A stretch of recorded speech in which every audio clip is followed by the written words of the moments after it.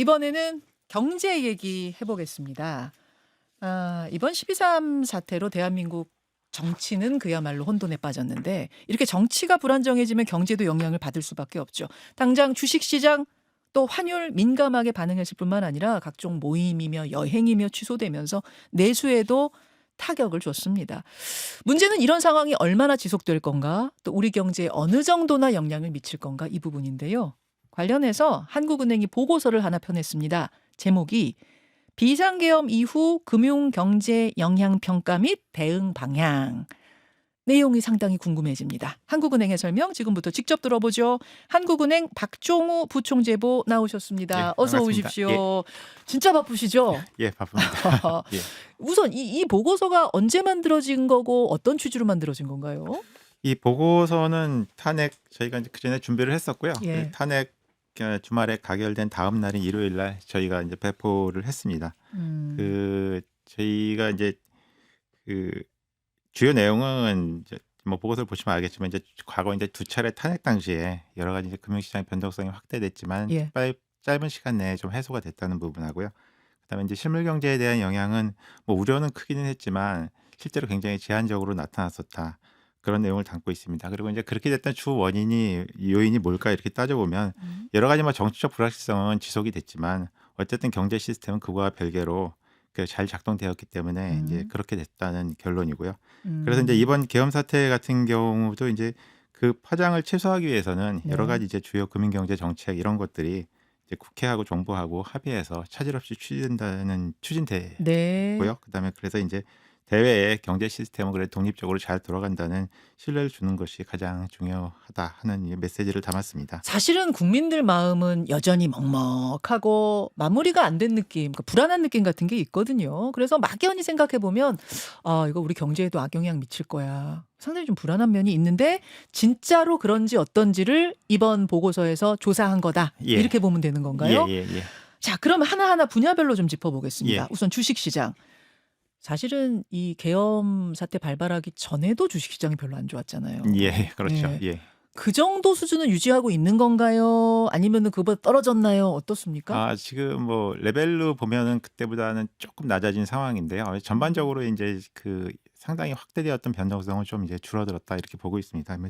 금융시장 상황을 좀 자세히 말씀드리면 예. 사실은 이번 사태가 발생했을 때 우려되는 부분들이 이제 금리가 급등하지 않을까, 주가가 이제 많이 떨어지지 않을까, 그리고 이제 맞아요. 환율 올라가는 부분 이런 부분이 걱정이 됐었는데요. 네.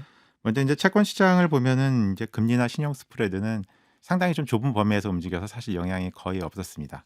그리고 이제 지금 말씀하신 주식도 이제 변동성은 확대됐고 지금도 하루하루 등락폭은 좀 있는 편이긴 한데 그 여러 가지 흐름상 판단해 보면은 어느 정도 진정되고 있다 이제 그런 느낌을 받고 있고요.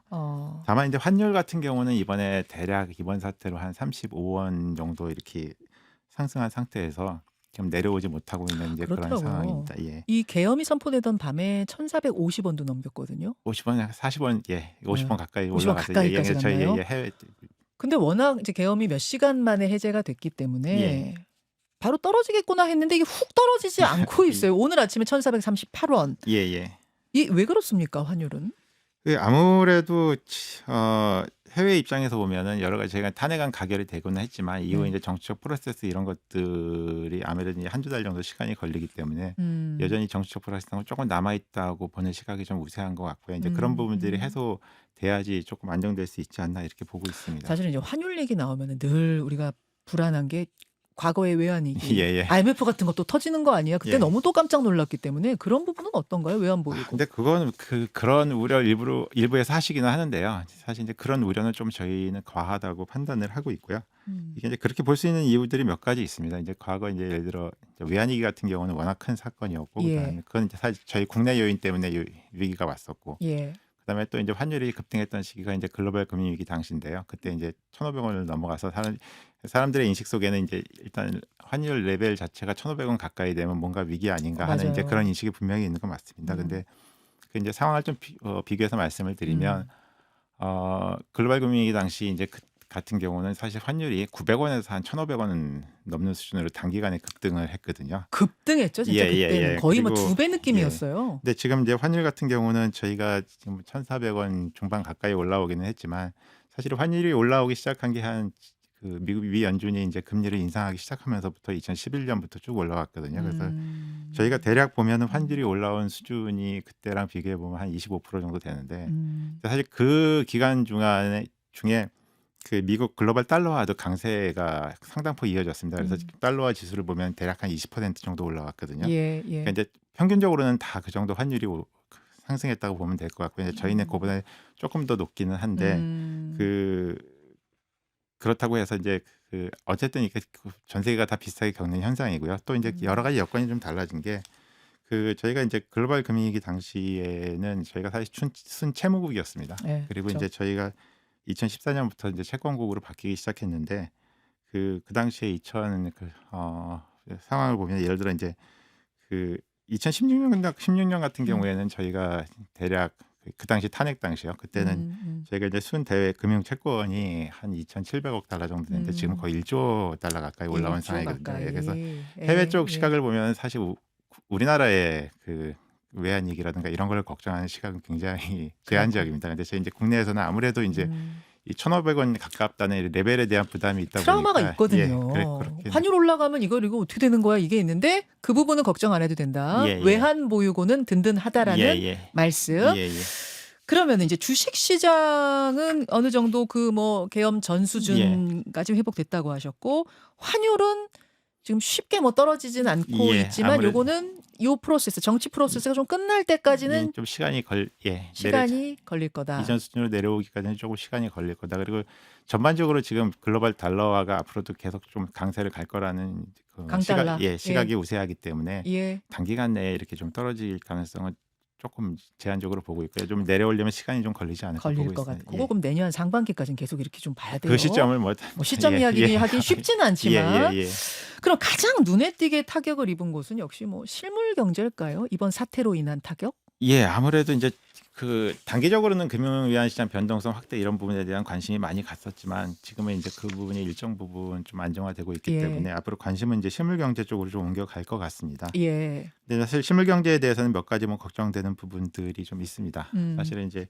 이게 뭐 사실 저희도 예상치 못한 초유의 사건이다 보니까 사실 경제 주체들의 심리가 상당히 좀 위축돼 있는 게 맞고요. 맞아요. 예. 그리고 이제 실제로 카드 사용액 추이라든가 이런 것들을 보면은 12월 들어서 이제 과거 예년에 비해서 음식업 이런 이제 송년 행사 이런 것들 관련된 매출을 중심으로 조금 둔화되고 있는 실제 데이터가 나오고 있습니다. 아 그게 느낌만 그런 게 아니라 실제 카드 사용액 봐도 근데 그래요? 이제 다만 이제 그 폭이 크지는 않은데 조금 예. 영향은 있다고 보고 있고요. 예. 그리고 이제 다만 이제 좀 다행스러운 건 또 하나 우려했던 부분은 이제 외국인 입국자 수가 크게 줄지 않을까 했는데 예. 그 부분은 사실 큰 변동은 없습니다. 아 그렇습니까? 예, 아니 저희가- 여행 금지 구역으로 뭐 하는 나라도 있다 어쩐다 해가지고 야 이거 여행객들이 많이 안 들어오겠네 이런 걱정했는데 그런 우려가 있었는데 실제 데이터를 보면 이제 그 부분은 크지 않은 것으로 보고 다행이네요. 있습니다. 그리고 이제 그 뭐 이게 이번 사태하고는 관련이 없지만 이제 저희가 수출도 매일매일 체크를 하는데 수출이 12월 들어서는 조금 이제 올라가는 모습을 보이고 있어서 그 부분도 좀 긍정적인 부분이라고 할 수 있습니다. 그렇지만 이제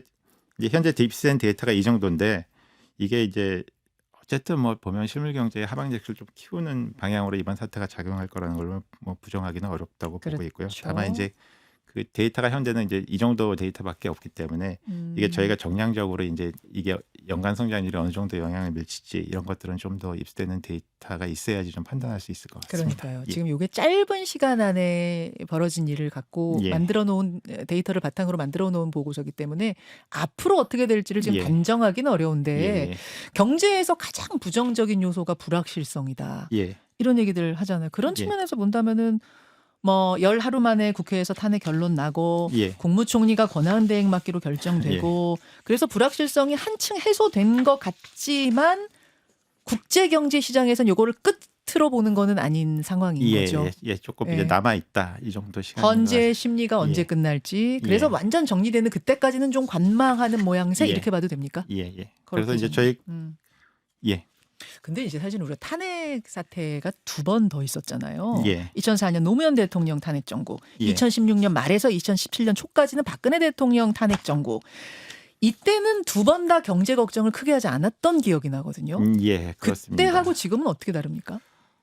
저희가 보고서에 이제 2004년하고 이제 2016년 사태 이제 탄핵 사례를 모두 이제 다루긴 했는데 사실 이제 2004년은 한 20년 전이고요. 예. 그다음에 이제 그때는 사실 경제 규모나 뭐 여러 가지 금융 여건이 좀 상당히 지금은 차이가 좀 있습니다. 그리고 사실은 그때 사태 전개 상황도 보면 그 당시는 탄핵이 갈갈되면서 정치적 불확실성이 확대됐던 이제 그런 맞아요. 시기다 보니까 직접적인 비교는 어렵고요. 이제 예. 가장 비근하게 볼 수 있는 건 2016년인 것 같습니다. 그렇죠. 근데 이제 2016년 상황과 이제 비교를 해서 보면 조금 우려스러운 부분, 그다음에 좀 낮다고 생각되는 부분 이런 것들이 같이 있습니다. 먼저 우려스러운 부분. 네, 우려스러운 부분을 보자면 이제 여전히 대외 여건의 불확실성이 조금 그때보다는 더 커졌다 하는 점입니다. 외부적인 요인. 사실은 저희가 대외 여건의 불확실성이 뭐 없었던 적은 없습니다. 그래서 2016년도 이제 생각해 그 기억을 더 넣어주면 2016년에 여름에 그때 브렉시트가 있었고요. 아. 그리고 또 공교롭게도 어. 그 당시도 이제 트럼프 대통령이 맞아요. 당선이 돼서 이제 1월 20일 그때도 딱 그러네 예, 진짜. 그렇습니다. 예, 공교롭게 지금 8년 전 상황이에요. 근데 왜 지금이 더 안 좋아요?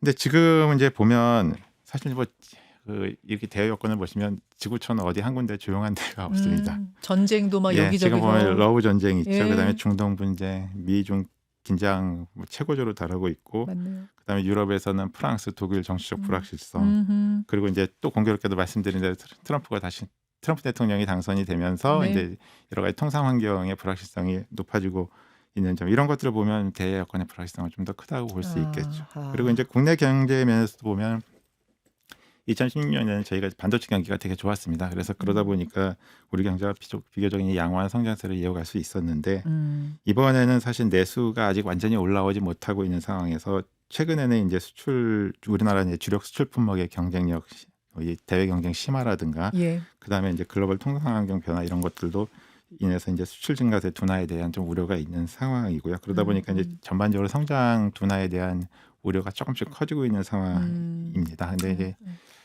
그런 부분들은 이제 그때와 비교해 보면 좀 어려운 부분이라고 할 수 있고요. 우려점이고. 그다음에 이제 그때에 비해서 조금 다소 이제 저희가 좀 좋게 볼 수 있는 부분이 뭐있냐를 찾아보면 네. 사실 2016년에는 한 10월 정도부터 여러 가지 정치적 불확실성이 오래 갔죠. 오래 갔죠. 오래 그래서 갔어요, 12월 9일 그때는. 탄핵 가결되고 네. 나서 그게 좀 완화가 돼서 그 맞아요. 영향이 한 2달 정도 갔었는데 이번에 사실 사안 자체는 훨씬 심각한 사안이기는 합니다. 그렇지만 이제 어쨌든 이 정치적 프로세스가 빨리 좀 작동이 돼가지고 열흘 남짓한 기간 내에 그 정치적 불확실성이 상당 부분 줄었고 그래서 이제 경제에 대한 영향도 최소화될 수 있지 않을까 아하. 하는 이제 기대는 좀 가지고 있습니다. 알겠습니다. 그리고 이제 대외적으로 보면은 이제 그 당시는 사실 연준이 그 제로금리 하다가 이제 금리를 올리기 막 빠르게 올리기 시작할 때였었거든요. 그렇군요. 지금 전체적으로 전반적으로 글로벌 통화 정책이 완화 기조로 가는 상황이 있기 때문에 예. 그런 부분들은 조금 괜찮은 부분이 아닌가 이렇게 저는 보고 있습니다. 다만 이제 전반적으로 보면 예. 조금 상황 자체는 그때보다는 지금이 조금 어렵지 않나. 이제 정리를 종합적으로 하자면 예, 그렇습니다. 사실 개엄 전에도 한국은행이 전망한 내년도 경제 성장률이 1.9%였잖아요. 예. 예, 내후년은 1.8% 전망하셨죠. 예. 즉 원래도 안 좋았는데 계엄이 거기다가 물 한 바가지 더 얹은 거 뭐 요 정도 생각하면 되나요? 그렇죠. 아무래도 저희가 이제 지난번에 저희도 11월 달에 전망을 할 때 그 올해하고 내년도 성장률 전망치를 한 각각 0.2% 포인트씩 낮춰 가지고 네. 2.2 이제 1.9로 이제 조정을 했습니다. 근데 그런 상황에서 아무래도 이제 그 계엄 사태가 터지다 보니까 이런 부분들은 그 지금 아까 이제 말씀드렸지만 여러 가지 내수 위축이라든가 그뭐 송년 모임 취소 이런 것들, 그다음에 특히 이제 소비 투자 심리 위축 이런 것들을 통해서 조금 상황을 좀 더 어려워지는 쪽으로 이렇게 좀 몰고 가고 있지 않나 이렇게 보고 있습니다. 구총재보님, 예. 제가 이제 나오셨으니까 좀 여쭤볼게요. 6.25 전쟁 이후부터 쭉 따져 보니까요. 예. 연간 성장률이 2%보다 낮았던 게 딱 5번 있더라고요. 예. 코로나 때 뭐 IMF 때 이렇게 해가지고 예. 그 외에는 다 2% 넘는 성장을 했어요. 70년 동안. 가장 많이 성장한 해가 1973년인데 14.8% 성장. 1987년에는 12.3% 성장. 90년대에도 계속 8, 9% 유지하다가 2000년에 8.8% 찍고 내려왔는데 예. 내려와서도 뭐 4%, 5% 하여튼 2%는 넘겼단 말입니다. 그런데 근래 들어서 그거 깨졌습니다. 1.8, 1.9. 왜 이렇게 된 건가요? 이게 사실은 저희가 이제 과거에 워낙 고도 성장에 좀 익숙해져 있다 보면 이제 지금 성장률이 굉장히 좀 낮게 느껴질 수 있는 부분이 있습니다. 근데 이제 사실은 경제가 성장을 하고 성숙을 하다 보면 예. 성장률은 이제 그건 알죠. 둔화되는 건 알죠. 그리고 예. 이제 사실은 이제 1%대라는 게 상징적인 의미가 있기 때문에 이제 그런 우려들을 하시는데 예. 사실은 저희가 이제 잠재 성장률을 저희 내부적으로 추정을 꾸준히 하고 있는데 대략 한 2% 정도로 보고 있거든요. 2% 예, 잠재 성장률. 예. 근데 이제 그거보다 조금 낮은 수준이라서 사실은 이제 여러 가지 뭐 장기 저성장 국면에 이미 진입한 거 아니냐 뭐 그런 이제 얘기 해요. 일본처럼 우리 30년 동안 장기 불황 겪는 거 아니야? 막 이런 식으로. 그래서 이제 아직 이제 그런 거를 뭐 언급할 단계는 아니고요. 지금 말씀드린 대로 이게 잠재 성장보다 조금 낮은 수준이기 때문에 그런 우려를 할 상황은 분명히 아니라고 봅니다. 분명히 아닙니까? 예. 근데 이제 다만 이제 중장기적으로 놓고 보면 예. 저희가 이제 그 저출산 고령화 문제를 사실 단기간에 해결하기 좀 어려운데 이 부분이 사실 성장에 미치는 영향이 굉장히 크거든요. 잠시만요, 부총재님. 저출산 문제, 예. 고령화 문제. 예.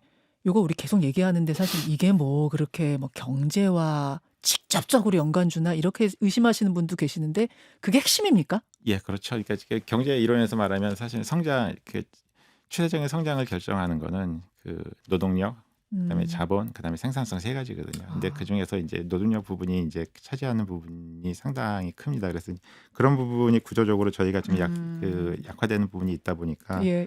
그 걱정이 좀 있는 게 사실이고요. 그다음에 여러 가지 저희가 이제 사실은 수출 중심 국가 아닙니까? 근데 여러 가지 지금 전개되는 대외 환경이라든가 이런 게 우리한테 이제 우호적인 방향으로 작용한다고 볼 수는 없기 때문에 그 분명히 우려는 있습니다. 그래서 이제 구조개혁이라든가 이런 것들을 통해서 잠재 성장률을 높이려는 노력을 분명히 해야지 되고요. 최근에 저희가 여러 가지 이제 우리나라 구조적인 문제에 대해서 좀 분석한 자료를 내놓고 또 여러 가지 해결 방안을 좀 제시하고 하는 것들도 사실 그런 노력의 일환이라고 봐주시면 될 것 같습니다. 트럼프의 재등장은 어떤 변수로 작용할까요? 트럼프는 아무래도 저희 큰 변수가 되겠죠. 그렇죠.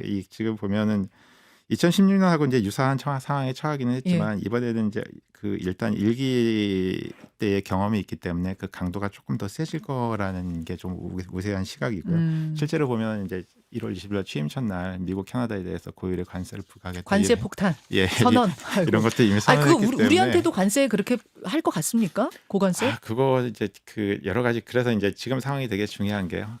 여러 정부라든가 국회라든가 이렇게 잘 협의를 해가지고 이런 부분에 대해서 대처할 수 있는 방안 이런 것들을 빨리빨리 좀 기민하게 마련을 해야지 된다고 생각합니다. 맞습니다. 근데 지금 정치 상황이 이 모양이니. 그래서 저희가 이번에 낸 메시지도 어쨌든 경제는 정치 상황과 무관하게 좀 잘 관리가 되고 조율이 돼서 이러한 여러 가지 어려움들을 좀 잘 대처할 수 있게 좀 노력을 해야 된다 그런 취지를 담은 보고서라고 말씀드리겠습니다. 오늘이 12월 18일인데 연내 금통위 한 번 더 소집해가지고 한 번 더 금리 인하할 가능성 있습니까? 그 임시금통위는 굉장히 예외적인 상황에 하는 거고요. 저희가 이제 1월 16일날 금통위 회의가 있는데 그때 이제 금리를 어떻게 결정할지는 지금 이제 말씀드린 성장의 하방 리스크가 커지긴 했는데 이게 이제 전반적인 내년도 연간 성장률을 바꿀 정도 이제 이런 것들에 대한 판단하고요.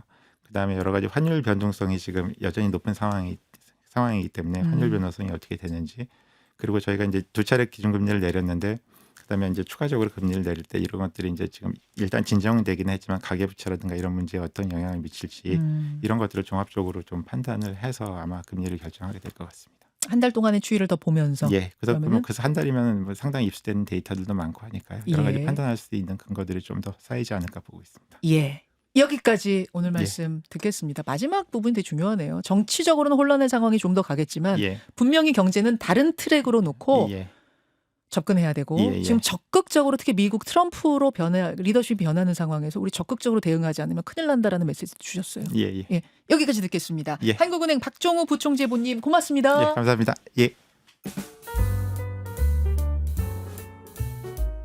김현정의 뉴스쇼는 시청자 여러분의 참여를 기다립니다. 구독과 좋아요, 댓글 잊지 않으셨죠? 알림 설정을 해두시면 평일 아침 7시 10분 실시간 라이브도 참여하실 수 있습니다.